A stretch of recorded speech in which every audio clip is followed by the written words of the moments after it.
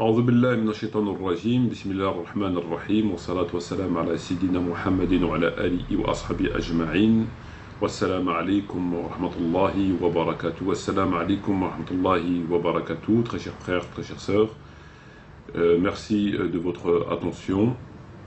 Le bonjour aux éventuels non-musulmans qui écouteraient cette présente vidéo. Alors, dans cette présente vidéo, frères et sœurs, nous allons aborder le troisième décryptage concernant notre fameux Tariq Ramadan et ses différentes hérésies qu'il propage là où ses pieds le portent, là où ses jambes le portent. Alors, comme nous avons vu dans les vidéos précédentes, nous avons abordé deux sujets, à savoir la question de l'homosexualité et les propos particulièrement hérétiques et manipulatoires de Tariq Ramadan concernant cette infamie, cette perversité. Et nous avions abordé avant cette vidéo la question de l'autorisation que avait accordé Tariq Ramadan sur le fait qu'une musulmane pouvait épouser un non-musulman, c'est-à-dire un non-musulman, tout ce qui n'est pas musulman, chrétien, juif, païen, idolâtre, athée, etc., etc. Donc on a pu constater dans ce sujet que Tariq Ramadan, dans un premier temps, et comme à son habitude, reconnaissait que, non pas la loi, mais dit-il la norme, c'est beaucoup plus, entre guillemets, modéré, était qu'une musulmane ne pouvait pas épouser un musulman, mais compte tenu d'un certain nombre de choses, c'est-à-dire le contexte, l'appui, le beau temps, le marchand de tapis et le marchand de salade, il en arrivait à la conclusion, après ce sublime ijtihad, à dire qu'il fallait tout simplement laisser les musulmanes se marier avec qui bon leur semblait, qu'il ne fallait pas ni les juger, ni les condamner, ni interférer dans cette transgression. Ce qui, bien sûr, est en contradiction avec la loi de l'islam, la loi du principe que le mariage est nul et non avenu, la loi sur la question de la moralité, puisque Allah Azza wa Jalla nous demande bien évidemment d'ordonner le bien et d'interdire le mal, et lorsqu'un musulman ou une musulmane fait quelque chose qui est en contradiction avec la religion, surtout si ces choses-là est en contradiction avec la loi, et tout simplement de la rappeler à la loi. Voilà, c'est une démarche que tout musulman et musulmane connaît et qui est tout à fait connue, enfin, sauf chez Tariq Ramadan et ses semblables. Et malheureusement, ils sont nombreux en France, en Europe et ailleurs, puisque c'est à eux qu'on accorde le micro, donc ils paraissent un peu plus présents sur le terrain alors qu'ils ne le sont pas du tout. Bref, nous allons aborder à présent dans cette présente vidéo la question, une troisième donc hérésie, la question de frapper son épouse. Alors nous savons que un verset coranique, notamment le verset 4 de la sourate 34, dit quant à celles dont vous craignez la désobéissance, exertez-les, éloignez-vous d'elles dans leur lit et frappez-les. Si elles arrivent à leur obéir, alors ne cherchez plus de voix contre elles, car Allah est certes haut et grand. Verset 34, verset 34, sourate 4. Alors, ce verset dérange bien sûr les koufars. Ce verset dérange les koufars et dérange aussi les hypocrites, dérange en fait toutes celles et ceux qui ne veulent pas de l'islam tel qu'il est, mais qui voudraient un islam fait sur mesure. Un islam plus adapté à leurs passions, un islam plus adapté à leurs désirs, etc. Alors, bien évidemment, les koufars sont contre l'islam, et plus particulièrement sur un certain nombre de versets et obligations et interdictions connues. Alors, pour cela, ils ont trouvé des gens comme Tariq Ramadan et bien d'autres qui veulent bien leur dire, écrire et diffuser ce que les koufars veulent entendre. En contrepartie de quoi ils seront rémunérés, on leur donnera le micro, les caméras, les articles, etc., etc., etc. Alors, ce verset a été dénaturé, enfin on tente de dénaturer, puisqu'il dérange les koufars et les hypocrites, donc leurs alliés, l'allié des koufars étant l'hypocrite. On a essayé, ces gens-là ont essayé de le dénaturer par deux moyens que nous allons voir. Tariq Ramadan a utilisé un moyen, d'autres ont utilisé un deuxième moyen. À ma connaissance, je ne connais que deux. Deux moyens ont été utilisés pour essayer de dénaturer ce verset et en fait de l'infirmer et de le rendre caduc, ce qui est tout simplement une tentative d'altération du Coran. Alors, nous allons là, dans cette présente vidéo, nous allons nous contenter de ce que dit Tariq Ramadan sur ce verset. Quelle est la position de Tariq Ramadan sur ce verset? Tariq Ramadan, dans son livre Faut-il faire taire Tariq Ramadan, à la page 17 et 18 de son livre, c'est pas Faut-il faire taire Tariq Ramadan, c'est plutôt Mon intime conviction, excusez-moi. Quoi qu'il en soit, ce texte est facile à trouver dans ses livres. Donc, dans son livre Mon intime conviction, à la page 17 et 18, il dit: oui, il existe des textes, un verset donc des traditions prophétiques, qui se réfèrent au fait de frapper son épouse. Je les cite, puisque ce sont des textes que les musulmans lisent et citent. Parfait.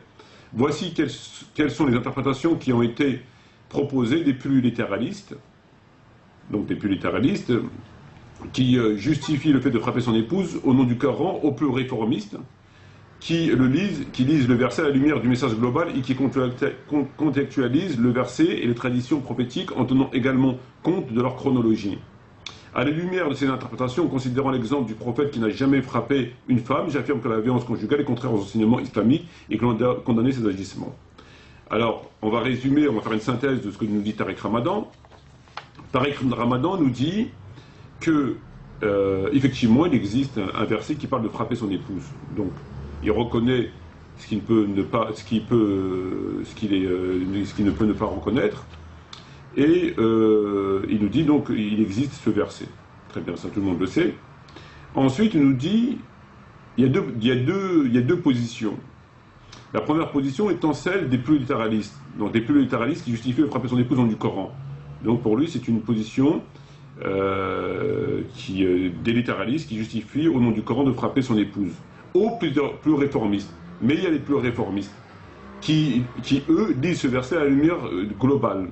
Donc c'est les plus réformistes, donc Tariq Ramadan, Dalibou Baker, Malik Shebel, Ariel Sharon, Delanoë et Sarkozy. Eux lisent ce verset à la lumière du Coran, à la lumière du message global. Donc ce sont des réformistes. Et qui contextualisent le verset. Donc ces gens-là, donc les réformistes, tels que Tariq Ramadan et ceux que je viens de citer, pour ironiser quelque peu, eux, par contre, ils lisent ce verset de façon globale, c'est-à-dire en prenant compte des enseignements de l'islam, et qui contextualisent le verset, c'est-à-dire qu'ils le mettent bien dans son contexte. Et de traditions prophétiques, tenant également compte de leur chronologie. Donc ils tiennent compte de leur chronologie, donc la datation, etc. Donc c'est des spécialistes de la religion, en fait, par rapport aux idiots que nous sommes, nous, les réformistes, Tabari, Ibn Kathir, et aussi, pourquoi pas, pendant qu'on y est, les compagnons du prophète. Je m'arrêterai là parce que je ne me permettrai pas d'aller plus loin, même pour plaisanter. Donc, à la lumière de cette interprétation, considérant, donc, à la lumière de tout ça, en considérant donc le prophète n'a jamais tapé son épouse, à l'exemple du prophète n'a jamais tapé son épouse, donc j'affirme que la violence conjugale est contraire aux enseignements islamiques et qu'il faut condamner ces agissements. Voilà. Alors, qu'est-ce qu'on doit penser de ces propos de Tariq Ramadan? Premièrement, Tariq Ramadan nous dit que le prophète n'a jamais tapé son épouse, déjà. Donc il dit, considérez l'exemple du prophète qui n'a jamais tapé son épouse, ce qui est faux. Ce qui est faux, c'est peut-être une erreur d'un manque de lecture, vraisemblablement il ne doit pas avoir beaucoup de temps pour lire, puisqu'il est constamment à sillonner la planète.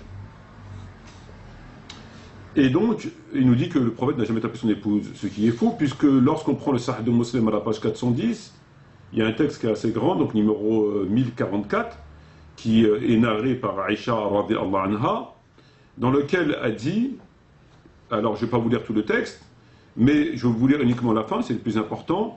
Qu'as-tu, ô Aïcha, pourquoi te montres-tu à moi ainsi allaitante avec le ventre relevé? Je lui ai répondu rien du tout. Il reprit, tu dois m'en informer, sinon ce serait Allah qui va m'en informer. Je lui ai informé en lui disant, ô messager d'Allah, que mon père et ma mère sont consacrés pour toi. Puis lorsque j'ai répondu positivement à sa question, est-ce que tu étais cette personne que je viens de voir face à moi là-bas? Et il m'a violemment tapé sur la poitrine en me faisant souffrir et en me demandant, est-ce que tu as cru qu'Allah est son messager pour être injuste envers toi? Sahih Muslim, page 410. Donc en fait, Aïcha, lorsque le prophète était sorti une nuit pour se rendre au cimetière pour prier sur les musulmans morts, cimetière al-Baqi, Aïcha l'avait suivi. Elle l'avait suivi, puis dès qu'il a rebroussé chemin pour, une fois sa tâche terminée, une fois sa prière terminée, elle a couru pour pas qu'elle soit surprise par le prophète, pour pas que le prophète la surprenne du sage qu'elle le suivait. Mais il l'a vu, elle était en train d'allaiter, donc elle était allaitante, et donc il s'est demandé pourquoi. Donc elle lui a dit, en fait, j'ai suivi. Donc après tout ceci, il a tapé, comme a dit, il m'a violemment tapé sur la poitrine pour me faire souffrir. Donc à travers ce récit qui est rapporté dans Muslim, on ne va pas discuter si c'est authentique, pas authentique, peu importe, c'est pas du tout la question, en tout cas il est existant. Le prophète a tapé Aïcha, comme il dit, il m'a violemment tapé sur la poitrine en me faisant souffrir. Donc lorsque Tariq Ramadan nous dit que je cite, on considère l'exemple du prophète qui n'a jamais frappé une femme, c'est faux. Déjà pour commencer, c'est faux. Mais ce n'est pas le plus important. Le plus important, on va y arriver. Alors, ensuite, Tariq Ramadan nous dit, donc le fait que, considérant un exemple du prophète qui n'a jamais frappé une femme, j'affirme que la violence conjugale est contraire aux enseignements islamiques et qu'on condamne ces agissements. Alors, Tariq Ramadan nous explique bien gentiment, bien sagement, que, considérant que le prophète n'avait jamais tapé une de ses épouses, ce qui est faux, cela rend caduc le verset coranique, puisque le prophète n'a jamais tapé son épouse, donc cela annule le verset de la sourate 4, verset 34, qui dit « Et quand un cèpe dont vous craignez, etc. » Donc ça l'annule. Alors moi j'aimerais tout simplement savoir,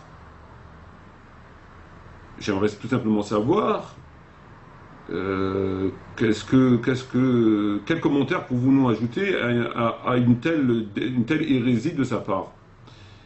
Sous prétexte que le prophète n'aurait jamais tapé son épouse, cela annulerait un verset coranique qui est clair et qui a été interprété par tous les commentateurs du Coran, Tabari, Ibn Kathir et tous les autres, par le fait de taper son épouse. C'est du jamais vu. Depuis quand une absence de hadith viendrait annuler un ou des versets coraniques? C'est du jamais vu. C'est tout simplement du jamais entendu. C'est tout simplement une hérésie.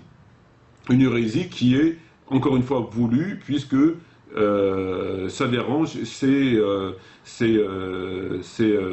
maîtres, les kuffars, ceux qui lui donnent à manger, qui lui permettent d'être là où il est aujourd'hui, c'est-à-dire sur toutes les chaînes de télévision, sur toutes les ondes de radio, etc. Donc, Tariq Ramadan veut annuler un verset coranique sous prétexte que le prophète n'a jamais tapé son épouse, c'est du jamais vu. C'est de l'hérésie, c'est ni plus ni moins que de l'hérésie. Alors qu'en réalité, un verset coranique ne peut pas être annulé par la non-présence, par l'absence d'éléments au niveau des hadiths. Donc c'est pas parce que le prophète n'a pas fait une chose de telle façon qu'il a fait une chose de telle façon qu'on doit déduire qu'on peut abroger les versets coraniques et les annuler comme ça. C'est complètement hérétique. Donc, en réalité, ce verset coranique est tout à fait clair et que il a été interprété par tous les commentateurs du Coran comme étant le fait de taper son épouse de façon modérée, etc., etc. Comme cela est mentionné dans le verset lui-même qui dit taper quand à celle dont vous craignez la désobéissance, etc., etc. Il y va crescendo jusqu'à taper, etc. Bon. Donc c'est quelque chose qui est connu, que personne n'a remis en question, mis à part Tariq Ramadan et ses copains. Voilà. Alors, on se rend compte encore une fois de sa façon de manipuler. Donc sa façon de manipuler, elle est simple. Dans le texte, il commence par nous dire tout simplement que les plus littéralistes qui justifient le fait de frapper son épouse du Coran aux plus réformistes, donc il stigmatise les entre guillemets littéralistes, donc pour lui ce sont les idiots, donc on est tous des idiots, mis à part lui. comme j'ai dit, Tabari, Ibn Kathir, tous ceux qui ont dit que ce verset était le fait de frapper son épouse, enfin bref, l'explication qu'on connaît. Donc, il manipule en disant que ces gens-là qui disent ça sont des littéralistes, donc des islamistes, des intégristes, on va tout ce qu'on voudra, ce qui est complètement faux. Et ensuite, il nous dit, alors, quant aux réformistes, qui lisent le verset à la lumière du message global et qui contextualisent le verset et la tradition prophétique en tenant également compte de leur chronologie. Mais il y a des gens intelligents comme lui qui, eux, l'étudient par rapport à la globalité du message, la chronologie, etc. Alors qu'il n'a rien étudié du tout, alors qu'il a strictement rien étudié du tout, et que c'est ni plus ni moins qu'un mensonge. Donc il couvre son mensonge par... en prétendant que y a des gens intelligents qui heureusement sont là pour sauver les idiots, et qui eux sont les réformistes et qui lisent le message bien comme il faut, global, etc., etc. Alors qu'il n'a rien lu du tout et que cela est complètement faux, puisque ce verset est tout à fait clair, il a toujours été commenté comme ça. Le mot varaba veut bien dire taper conformément à toutes les explications qui ont été rapportées par les grands savants, et que le fait d'apporter un exemple, une non-présence, un non-acte du prophète n'annule en rien un verset coranique, et Dieu merci. Et Dieu merci. Voilà, donc là on se rend compte encore une fois, et la conclusion de cette histoire, c'est quoi? C'est que on se rend compte de la façon de manipuler Tariq Ramadan, comment il joue avec les mots, comment il joue avec les textes, premièrement. On se rend compte une fois encore que c'est encore une vérité coranique, islamique, qui dérange les koufars, et donc Tariq Ramadan, pour pouvoir accéder à la notoriété, il vend son âme au diable, donc il n'hésite pas à altérer un verset, une prescription coranique, la parole de Dieu tout simplement, et puis il propage, il écrit, il propage à travers le monde. Ça ne dérange pas que des gens soient induits en erreur et soient égarés à cause de lui, des gens novices, des gens ignorants, qui cherchent la vérité, qui cherchent la lumière de Dieu, lui il vient, il les égare. Et puis voilà. Et puis voilà. Donc encore une fois, ça met en évidence l'imposture de cet individu. Voilà. Voilà. Donc je pense que j'ai fait le tour de la question. Sur ce, je vous remercie encore une fois de votre attention. Je vous demande, frères et sœurs, si possible, d'alerter les musulmans et les musulmanes. Après, ils en feront ce qu'ils veulent. Ils feront absolument ce qu'ils veulent. En tout cas, d'alerter nos frères et sœurs du danger de Tariq Ramadan par rapport à un certain nombre de ses positions qui sont carrément de l'hérésie. Et encore une fois, de ne pas être dupe en écoutant n'importe qui et n'importe quoi sans vérifier. Puisque je sais que la plupart d'entre vous n'ont jamais lu Tariq Ramadan et qui se contentent de ces discours bien brodés, bien... Voilà. Sur ce, je vous remercie de votre attention. Je vous dis à shukran jazirin. Wassalamu alaikum wa rahmatullahi wa barakatuh. Merci beaucoup.